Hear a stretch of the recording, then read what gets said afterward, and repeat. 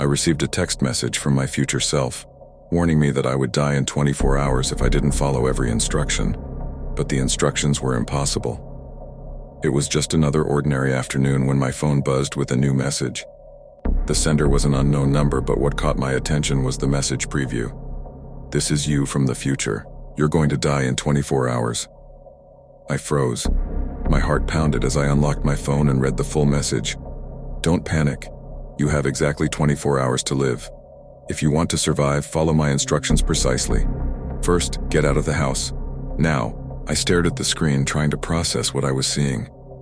It had to be a joke, right? But something about it felt wrong. The timestamp on the message was exactly 24 hours in the future. My hands shook as I reread the text. Was this real? Without thinking, I grabbed my keys and bolted out of the house. As I reached the street, my phone buzzed again. "Good.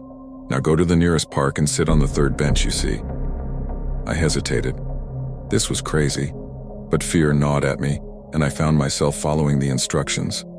When I reached the park, I sat down on the designated bench, glancing around nervously.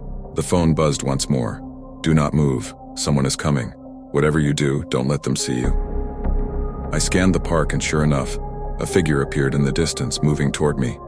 My breath caught in my throat as I realized it was someone I knew, an old friend I hadn't seen in years. She walked right past me, her face twisted in fear as if she was being hunted. Before I could react, my phone buzzed again. "You need to follow her. She's in danger, but if she sees you, it's over for both of you." I was paralyzed with indecision. I wanted to help her, but how could I do it without being seen? My future self had warned me.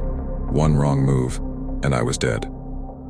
The minutes ticked by as I followed her at a distance, every nerve in my body on edge. Then, just as she turned a corner, a man stepped out of the shadows, grabbing her by the arm. She screamed, struggling against him. My phone buzzed urgently. "Now! Run and tackle him. It's your only chance to save her." I sprinted forward, heart in my throat.